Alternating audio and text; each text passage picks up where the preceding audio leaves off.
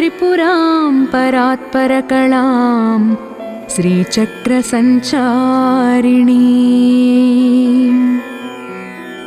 अस्य श्रीशुद्धशक्तिमाला महामन्त्रस्य उपस्थेन्द्रियाधिष्ठायी वरुणादित्य ऋषिः।